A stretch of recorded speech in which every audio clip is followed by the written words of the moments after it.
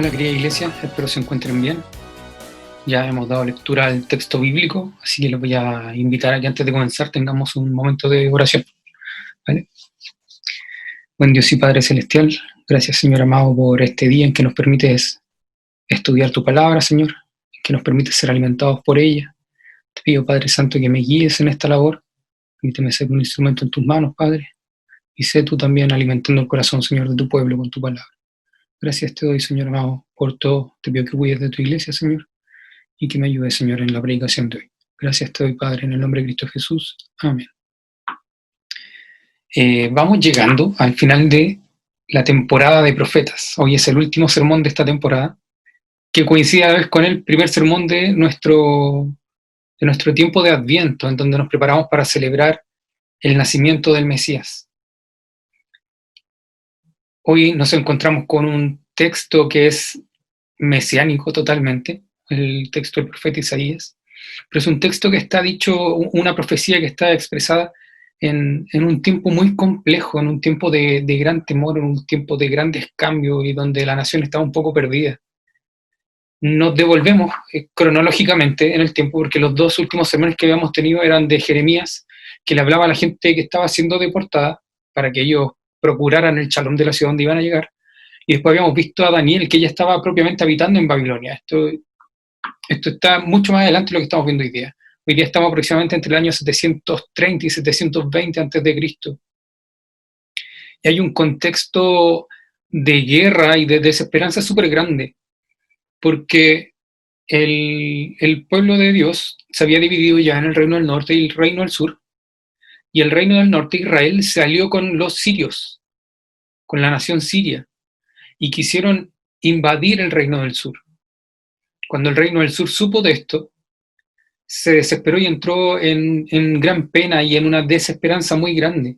En esto se levanta el profeta Isaías, va donde el rey Acaz, que era el rey de Judá en este tiempo, y le dice que no se preocupe, que Jehová va a cuidar por el pueblo, que si quiere incluso le pide una señal.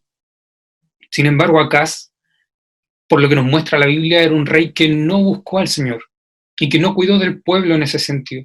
Por el contrario, Acaz era un rey que terminó entregando a sus hijos al fuego para el dios Moloch, que terminó construyendo altares en las colinas de Judá para poder dar ofrenda y sacrificio a otros dioses.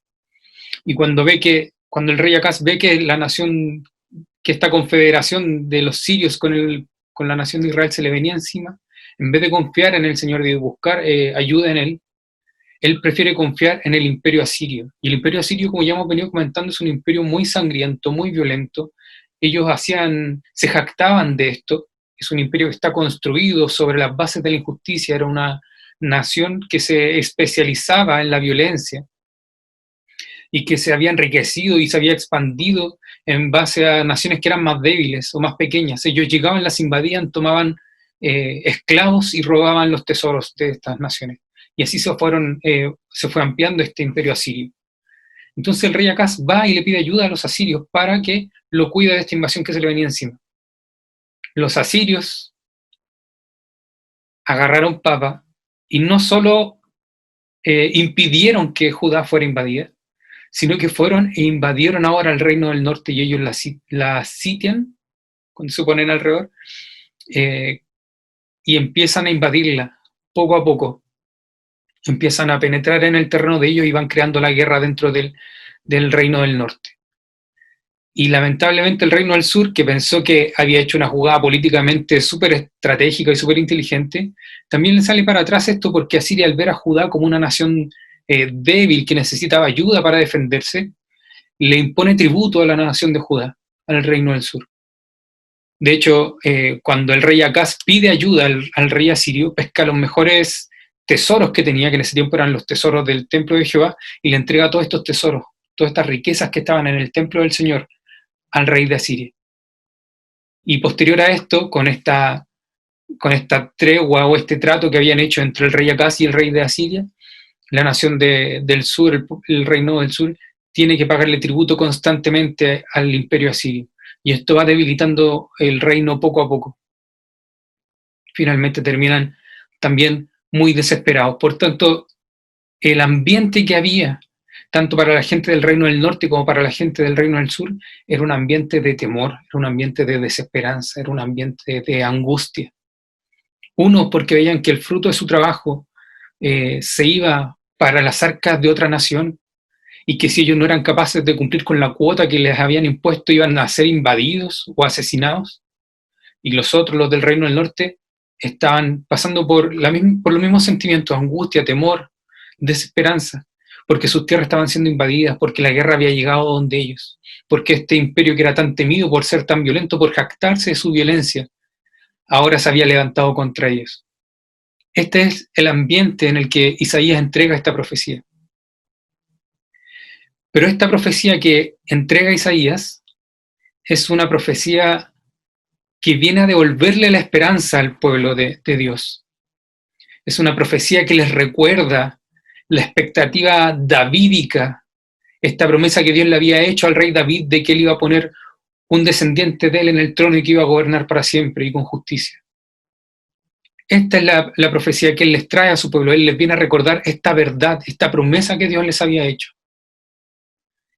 El profeta Isaías les viene a mostrar que hay esperanza para este reino que se había separado en reino del norte y reino del sur. Hay esperanza para este pueblo que estaba siendo ya invadido, deportado, y para este pueblo que estaba prácticamente siendo un esclavo de un imperio. Hay esperanza. Y esa esperanza es este Mesías que Dios había prometido. Eso es lo que Isaías trae con esta profecía al pueblo. Así que ante este ambiente de desesperanza, de temor, lo que hace Isaías es traerle paz al pueblo de Dios. Así que vamos al texto. El sermón de hoy día tiene por título Un mensaje para el pueblo de Dios que espera. Y lo primero que vamos a ver está en los versículos 1 y 2, y es que Dios no abandona a su pueblo. Voy a dar lectura al versículo 1 y vamos a ir versículo a versículo. A pesar de todo, no habrá más penumbra para la que estuvo angustiada. En el pasado Dios humilló a la tierra de Zabulón y a la tierra de Neftalí, pero en el futuro honrará a Galilea, tierra de paganos, en el camino del mar, al otro lado del Jordán. Aquí parte el profeta Isaías con una promesa de una futura restauración y de una bendición para esta tierra. Zabulón y Neftalí eran dos de las 12 tribus de Israel que ocupaban la tierra que estaba cerca del mar de Galilea. Esto es en el extremo norte del reino de Israel. Esta tierra es llamada tierra de paganos. Esto es porque, por la ubicación geográfica en la que estaba, siempre había gente de otras naciones en este territorio de Zabulón y de Neftalí, porque aquí habían rutas de comercio y como estaban en la frontera de la nación, eran rutas donde siempre transitaba gente extranjera. Y estaba además próxima a naciones gentiles, entonces siempre había un intercambio cultural allí. Y esta tierra de Zabulón y de Neftalí, que es Galilea, se le llama tierra de paganos. Algunos creen que incluso esto podría ser una especie de dicho para menospreciarla, para mirarla en menos. Tal vez una tierra que había sido despreciada por el resto de las tribus de Israel. Porque esta tierra, al estar constantemente con paganos, era un par de tribus que no lograban mantener o vivir acorde a la ley del Señor, sino que todas sus costumbres se habían ido transformando poco a poco, contaminando con las costumbres y con los hábitos de los pueblos alrededor. Entonces era una tierra que muy probablemente era mirada en menos, era llamada tierra de paganos. Y además, como estaba en el extremo norte de la nación, es el lugar por donde primero atacan los asirios, es el lugar por donde el imperio asirio viene e intenta penetrar a la nación de Israel. Son las primeras tierras en sufrir las consecuencias de las malas decisiones de estos reyes que no siguieron la revelación que Dios les había dado hasta el momento, ya sea a través de la palabra y de los profetas que habían allí. Sin embargo, el profeta Isaías aquí les dice que las tinieblas que han vivido, las tinieblas que ya están viviendo, no van a ser el final, porque Dios mismo va a redimir su futuro. En el versículo 2, el pueblo que andaba en la oscuridad ha visto una gran luz. Sobre los que vivían en densas tinieblas, la luz ha resplandecido. Si en el versículo 1 veíamos cómo Isaías le hablaba puntualmente a la tierra de Zabulón y de Neftalí, que era una tierra menospreciada, pero que Dios se iba a encargar de honrarla, ahora en el versículo 2 vemos cómo el panorama se amplía y habla a todo el pueblo de Dios. De este versículo en adelante se habla a la nación completa, y tanto al reino del norte como al reino del sur. Entonces aquí Isaías le habla tanto a los habitantes de Israel y de Judá, y les dice que ambos andan en tinieblas, y esto es a consecuencia o a raíz de sus propios pecados. Sin embargo, la oscuridad y las tinieblas se asocian bíblicamente con la angustia, el temor y la falta de esperanza. Ellos estaban viviendo en este momento, tanto el reino del norte como el reino del sur, por un momento de desesperanza muy grande. Para que lo entendamos mejor, es como el sentimiento de andar sin un rumbo determinado, cuando uno camina sin saber para dónde, como cuando uno camina estando perdido. Eso es lo que intenta transmitir aquí Isaías al decir que ellos andaban en la oscuridad, que vivían en densas tinieblas. Como cuando estás con la luz apagada y se te cae algo. Y por más que lo buscas así a tientas, no lo puedes encontrar, al punto de que ya te empieza a afectar anímicamente, al punto de que ya nos empezamos a bajonear. Eso es lo que Isaías le está transmitiendo aquí. A ustedes que han estado por un periodo anímico bajoneado, por un periodo anímico súper fuerte, por un periodo anímico en el que se han sentido desesperados. A ellos le habla Isaías y les dice que la luz ha resplandecido. Dios les dice ahora que sobre ellos que han estado en esta condición recae una promesa, la manifestación de la luz divina. En esto vemos cómo Dios entrega un mensaje para el pueblo que espera, y es que Dios no abandona a su pueblo. Lo segundo que quiero que veamos hoy está del versículo 3 al 5, y es que Dios cuidará de su pueblo. Vamos al versículo 3. Tú has hecho que la nación crezca, has aumentado su alegría. Se alegran ellos en tu presencia, como cuando recogen la cosecha, como cuando reparten el botín. Este versículo describe el cuidado de un Dios soberano que garantiza el crecimiento y la prosperidad de esta nación que ha estado pasándola mal. Y aquí nosotros podríamos imaginarnos que tras una invasión como la que efectuó Asiria, lo normal sería que la nación y su gente hubieran desaparecido por completo, que ellos hubieran arrasado con todos. Pero este versículo nos muestra que Dios es quien se encarga de multiplicar a la gente de su pueblo. Y es Él quien los mantendrá a lo largo de la historia. Su pueblo no va a desaparecer. La angustia va a pasar y habrá momentos de alegría. Eso es lo que nos dice este versículo. Y se menciona la alegría desde un punto o desde una comparación con cosas que eran cotidianas para ellos en ese tiempo, con cosas que eran significativas en el contexto cultural del antiguo cercano Oriente. Se le habla de la cosecha de la alegría de la cosecha y de la distribución del botín después de una batalla victoriosa. La cosecha, para que lo vayamos comprendiendo y veamos qué es lo que Isaías les quiere transmitir a ellos, la cosecha era algo que garantizaba la vida y el sustento futuro. Sin cosecha no hay vida. Por tanto, la alegría de la cosecha es la alegría de poder vivir, de tener medios para sostener a la familia, de poder disfrutar de la naturaleza, del trabajo y del don de la vida. Algo que en estos momentos a ellos les escaseaba, que ellos no podían disfrutar. Y también les menciona la alegría de cuando se reparte el botín. Este otro tipo de alegría. Esta alegría es cuando ya ha acabado la batalla, cuando ha habido una victoria militar. Se trata de la alegría de sobrevivir, de la victoria y de la preservación de la vida. Es la alegría de saber que un gran conflicto ya ha acabado y que se ha sobrevivido. Es la alegría que uno siente cuando se sabe que ya no será necesario ir a luchar al día siguiente, porque la guerra ha cesado. Esa es la alegría que Isaías le transmite aquí al pueblo. Y también era una alegría en la que ellos en este momento no podían gozar, pero que él les decía que Dios se iba a encargar de que esto ocurriera a futuro con su pueblo.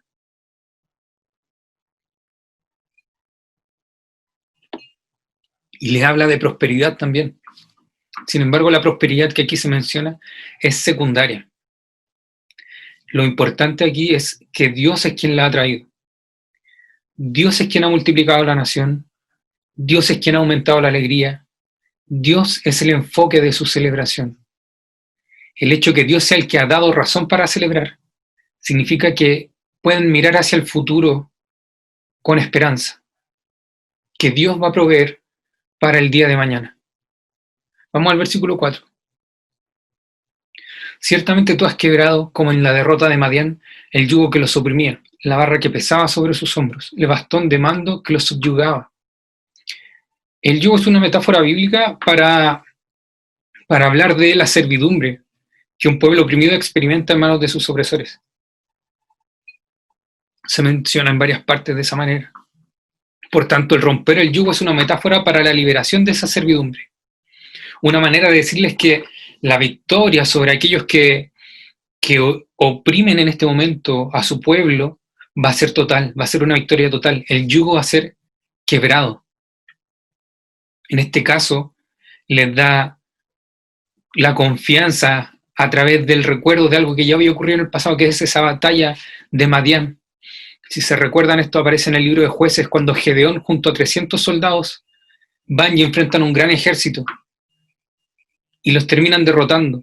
Y en ese momento el Señor les recuerda que esto no fue por sus propias fuerzas, sino que fue Dios quien trae la victoria. Por tanto, aquí Isaías les trae nuevamente esto a la memoria. Ellos necesitaban comprender que la victoria está en las manos de Dios y no en sus propias fuerzas. Así que podían descansar en este Dios. Así como Dios los ha rescatado en el pasado, Él lo va a volver a hacer. Vamos al versículo 5.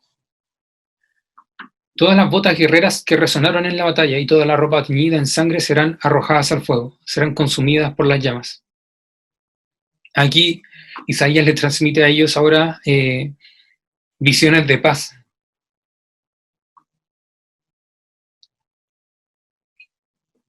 Le transmite a ellos ahora visiones de paz. Ya le ha mostrado cómo Dios es quien cuida de la nación, que Él la multiplica, que Él va a traer la alegría.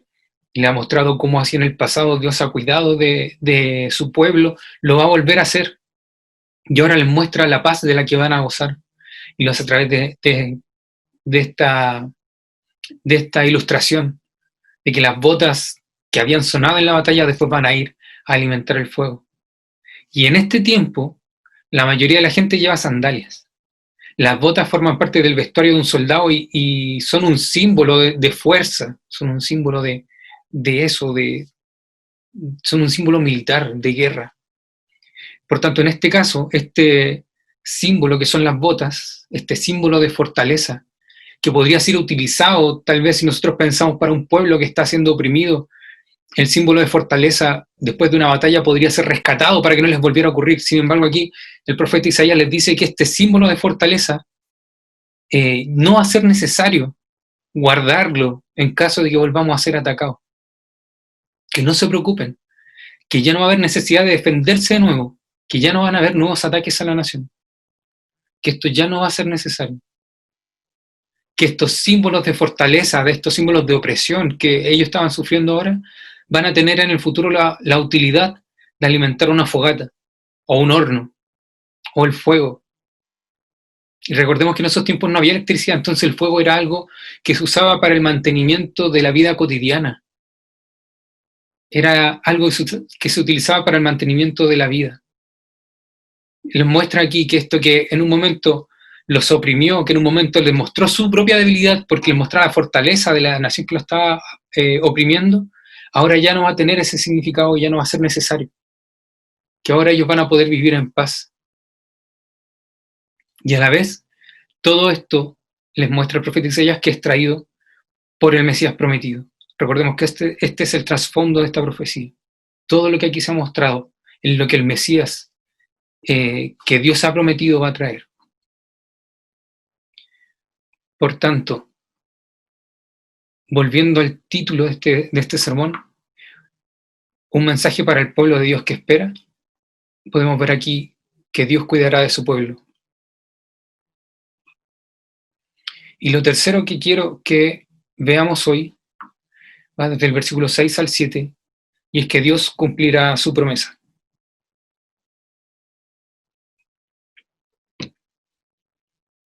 Dice el versículo 6, porque nos ha nacido un niño, se nos ha concedido un hijo. La soberanía reposará sobre sus hombros y se le darán estos nombres: Consejero admirable, Dios fuerte, Padre eterno, Príncipe de paz. Si los versículos anteriores que hemos visto de esta profecía, Dios les ha dado la promesa de victoria sobre los opresores de su pueblo, uno esperaría que Isaías ahora hablara de un gran guerrero, de este que viene a liberarlos, de alguien con una gran fuerza y habilidades de combate que guiara un gran ejército. Sin embargo, Dios asegura que esta promesa que Él ha hecho la va a llevar a cabo a través de un niño. Dios muestra a su pueblo que Él no se rige por las expectativas ni por las lógicas humanas. Dios mostrará su fortaleza en la humildad. Y se nos dice que este niño llevará la soberanía sobre sus hombros. Otras traducciones traducen soberanía como principado. Esta palabra hebrea se puede traducir también como gobierno. Y en ese tiempo, el gobierno se consideraba un peso llevado sobre la espalda o los hombros de las personas. Era como que el que reinaba, el que gobernaba, llevaba el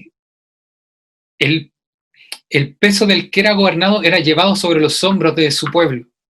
Sin embargo, aquí se nos dice que este hijo prometido llevará la carga del pueblo sobre sus propios hombros. Él gobernará por sí mismo, sin necesidad de abusar de su pueblo. Eso es lo que nos está diciendo aquí Isaías. Y además, Isaías no logra describir a este Mesías.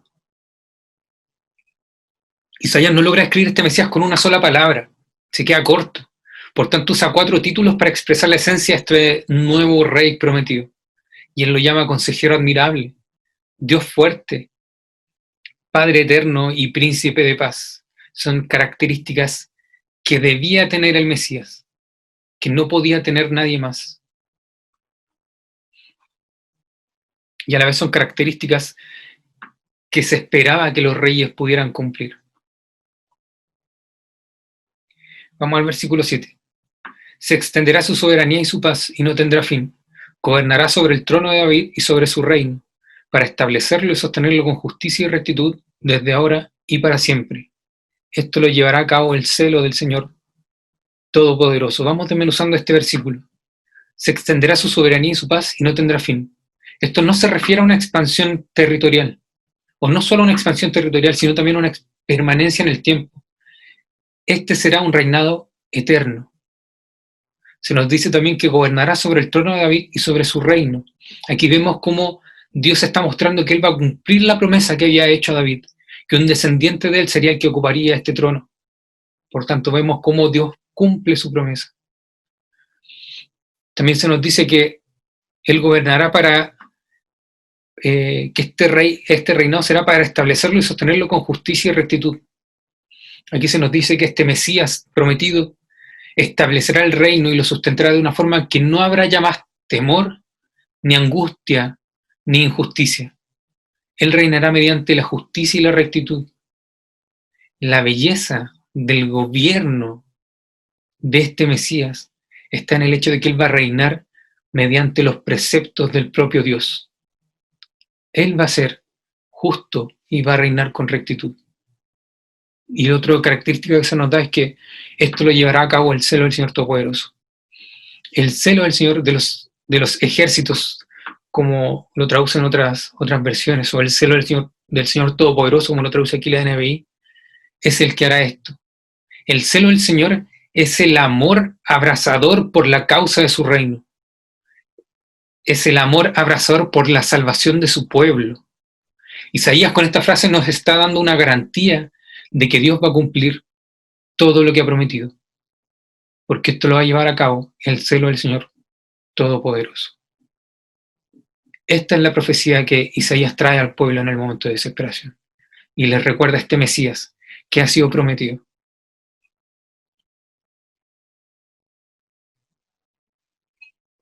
Con eso respondíamos la pregunta 1 y 2, se me olvidó decirlo al comienzo, pero todo lo que hemos hablado está ahí. Así que vamos a la pregunta número 3. ¿Cómo está Cristo presente en este texto? Si vamos al Nuevo Testamento, en Mateo 4, versículos 12 al 14 dice que cuando Jesús oyó que habían encarcelado a Juan, regresó a Galilea, partió de Nazaret y se fue a vivir a Capernaum, que está junto al lago en la región de Zabulón y de Neftalí, para cumplir lo dicho por el profeta Isaías. Por tanto, vemos como de un comienzo Cristo es el cumplimiento de esta profecía. Cristo es el niño aquí anunciado por el profeta, que trajo luz a la región menospreciada, que comenzó su ministerio en una tierra de paganos, como era llamada, mostrando así que su ministerio no es para una nación específica, sino que su pueblo se conforma de todo aquel que cree en él. El versículo 2 habla de este pueblo que andaba en oscuridad y que ahora ha visto una gran luz. Cristo es la luz anunciada por el profeta, que le dio un rumbo a nuestra vida, que nos sacó de las tinieblas, del sinsentido de la vida sin Dios y nos guía hoy en nuestro diario vivir. Cristo es el cumplimiento de esta profecía. Cristo es quien ha quebrado el yugo que nos oprimía, es quien nos ha libertado de la esclavitud del pecado y nos ha dado nueva vida. Cristo es el niño prometido sobre el cual reposa la soberanía. Es aquel que en vez de abusar de su pueblo se entregó por ellos porque los amaba, pagando así la deuda que era nuestra. Cristo es el único consejero admirable, Dios fuerte, Padre eterno y príncipe de paz. No hay otro Salvador, solo Cristo. Cristo es nuestro Rey anunciado. Es el único capaz de gobernar con justicia y rectitud. Esta profecía, sin embargo, se ha cumplido en parte, pues el Mesías ya nació, y es lo que nos preparamos desde hoy para celebrar el 25 de diciembre. El Mesías ya nació, habitó la tierra de Galilea y fue luz para un pueblo que andaba en tinieblas. Esto ya se cumplió, pero esta profecía aún no llega a su plenitud, pues su reino, a pesar de que ya se manifestó en la tierra cuando Él resucitó, aún no está plenamente instaurado en este mundo. Sin embargo, Dios ha prometido por sí mismo que no fallará, que Jesús volverá y traerá con Él la plenitud del reino de Dios, en donde podremos finalmente habitar junto a nuestro Rey, donde ya no habrá pena ni dolor, angustia ni temor, sino que viviremos junto a nuestro Príncipe de paz. Si Dios ya cumplió su promesa de traer al Salvador que nos dio nueva vida, no dudemos que cumplirá su promesa de restaurar también todas las cosas. Cristo va a volver. Cristo va a volver. Y la pregunta 4, ¿cómo somos invitados a participar? Como veíamos al comienzo de este sermón, cuando hablábamos del contexto, este era un tiempo de angustia, de temor, de desesperanza. Cuando pasamos por tiempos difíciles nos cuesta ver a Dios en ello. Sin embargo, Dios no nos abandona en esos momentos, sino que aún en esos momentos difíciles Él sigue siendo nuestro Padre, nos sigue cuidando y amando. Y podemos tener certeza de que los malos tiempos también están bajo el control de nuestro Dios. Por tanto, aprendamos a glorificar al Señor, tanto en la alegría como en la tristeza, pues nuestro gozo no está en el bienestar o en la comodidad que podamos experimentar en nuestro diario vivir. Nuestro gozo siempre debe estar en Dios y nunca debemos perder la esperanza de que Cristo volverá y restaurará todas las cosas. Por tanto, el primer desafío que la palabra del Señor nos trae es que debemos aprender a gozarnos en Dios. Debemos aprender a gozarnos en Dios. Y parece algo tal vez muy simple y hasta repetitivo, pero seamos sinceros. Buscamos nuestra felicidad en cualquier cosa. Hemos tratado a Dios como un accesorio en nuestra vida. Él es quien cuida de nosotros. Él es el que sustenta nuestros hogares, el que nos llamó de muerte a vida. Sin embargo, nos olvidamos de Él constantemente y buscamos nuestra felicidad en cualquier otra cosa. Paul David Tripp, un teólogo que he estado estudiando este año, dice que el ser humano no se mueve por instinto, sino por esperanza. Que aquel que se afana con el dinero es porque tiene la esperanza de que las riquezas le darán esa paz y esa seguridad que tanto ansía y que le darán valor a su vida. Lo mismo ocurre con quien se afana con el trabajo, con la belleza, con la lujuria, con la pornografía, con los títulos académicos o incluso con los cargos dentro de la iglesia. Creemos que esas cosas nos van a dar esa paz y esa seguridad que buscamos y que le van a dar valor a nuestra vida. Por tanto, iglesia, ¿en dónde hemos estado depositando nuestra esperanza? ¿En dónde hemos estado depositando nuestra esperanza? Y si Dios no nos diera el auto que deseamos, la casa que anhelamos, si no nos diera hijos exitosos, si no nos diera el cargo que creemos que nos corresponde o el sueldo que me gustaría ganar,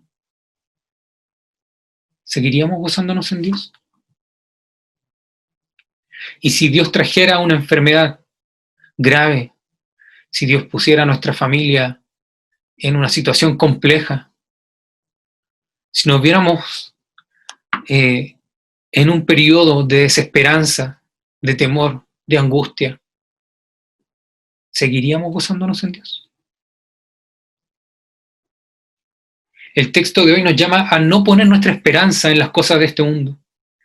Querido hermano, querida hermana, ni la izquierda ni la derecha, ni el anarquismo van a traer el reino de Dios.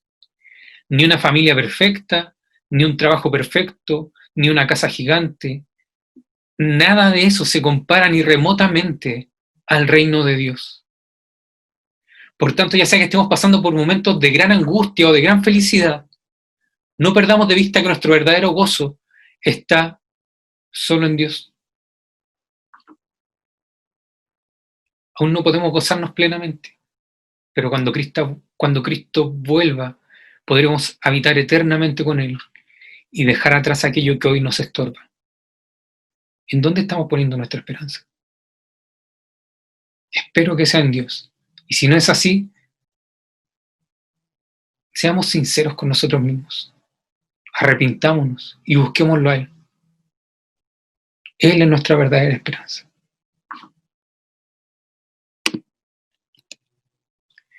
El segundo desafío que la palabra del Señor nos trae es que debemos anunciar esta esperanza a todos, ya que hemos podido confiar en esto y descansar en Dios y en que Él va a cumplir esto que ha prometido, en que este Mesías ya se ha manifestado en la historia y que Él va a volver y va a restaurar todas las cosas. Entonces nuestra labor hoy día, como iglesia, como su cuerpo, es anunciar esto, anunciar esta buena nueva a todo aquel que necesite de Cristo. No importa el trabajo que Dios te haya dado, ya sea que trabajes con jóvenes, con adolescentes, con ancianos, o con niños, o con ricos, o con pobres, esta esperanza es para todos. La iglesia es el cuerpo de Cristo y debe dar testimonio de la esperanza en la que cree. ¿Estamos nosotros hoy compartiendo esta esperanza con nuestro prójimo? ¿Estamos hoy nosotros llevando esta esperanza que está pasando por momentos de angustia, de temor, de dolor? Si a nosotros nos produjo gran paz el conocer a Cristo y el entender que Él volverá, que Él es nuestro Rey, ¿no sería una muestra de amor también llevar esta misma esperanza para aquel que la necesita? Este es el otro desafío que nos presenta la palabra hoy, que nosotros como iglesia debemos llevar, anunciar esta esperanza, debemos anunciar a Cristo. Y en último lugar, hoy somos invitados a acudir a Dios ante nuestras penas y aflicciones. Cuando estamos angustiados o temerosos, cuando sintamos que nuestra carga es muy pesada, que la injusticia es mucha y que pareciera no haber esperanza, sí la hay. Nuestro Redentor vive y llegará el día en que ya no habrá ni llanto ni dolor. Por tanto, hoy trae tus preocupaciones, trae tus pecados, trae tus temores a los pies de Jesús y deja que Él le dé esperanza a tu vida. Dios no abandona a su pueblo, sino que cuida de Él y cumple sus promesas. Mi estimado hermano y hermanas, les invito a que tengamos un momento de oración. Buen Dios y Padre Celestial, yo te agradezco, Señor, por tu palabra. Te agradezco, Señor amado, por este mensaje que hoy nos has traído. Te agradezco, Padre Santo, porque nos recuerdas tu evangelio, Señor, porque nos has mostrado cómo en tiempos antiguos tú cuidabas, Señor, de tu pueblo. Y hoy que la iglesia, Señor, es la manifestación de tu pueblo aquí en la tierra, tú sigues cuidando de ella, Señor amado. Te agradezco, Padre Santo, porque nuestra esperanza está en Cristo y no en las cosas que habitan, Señor, en este mundo. Te agradezco, Padre Santo, porque tú, Señor amado, eres aquella esperanza a la que podemos ir cuando estamos afligidos, cuando estamos temerosos, cuando estamos angustiados, Señor amado. Te agradezco porque eres un Dios compasivo, que se preocupa de nosotros y que cuida, Señor, de nosotros. Ayúdanos, Señor amado, a poner nuestra esperanza solo en ti, Señor. A ser responsables, mi Dios amado, con todo lo que tenemos hoy a la mano aquí en la tierra. Pero no a poner nuestra esperanza ni nuestro gozo en aquellas cosas, Señor, sino que utilizarlas como herramientas a través de las cuales podamos glorificarte. Te pido que nos ayudes, Señor, en eso. Te pido, Padre Santo, que ante la injusticia que hoy nos molesta tanto, podamos tener una respuesta, Señor, que te glorifique a ti y que te muestre a ti. Permítenos, Señor, llevar esa esperanza en la cual nosotros hoy nos gozamos a aquel que está pasando aflicción, Señor. Te doy gracias, Padre Santo, por tu palabra. Te doy gracias, Señor amado, por cómo tú has cuidado de tu pueblo hasta el día de hoy. Ayúdanos, Señor, a confiar en ti y a esperar en ti. Y ayúdanos, Señor amado, a no perder de vista a Cristo, Señor, y a no olvidar que Él volverá y que todas las cosas serán restauradas. Te doy gracias, Señor amado, porque tú ya cumpliste tu promesa, porque Cristo ya vino a este mundo, porque ya nació, porque ya cargó nuestros pecados en aquella cruz y ya venció a la muerte al resucitar, porque Él ya inauguró tu reino, Señor, en esta tierra. Te doy gracias por eso, Señor. Y te pido que nos ayudes, Señor, en este periodo en el que esperamos que Él vuelva. Que seas tú, Señor amado, guiando a tu iglesia, cuidando de tu pueblo. Gracias te doy por todo, Padre Santo, en el nombre de Cristo Jesús, nuestro Señor y Salvador. Amén. Que el Señor les bendiga.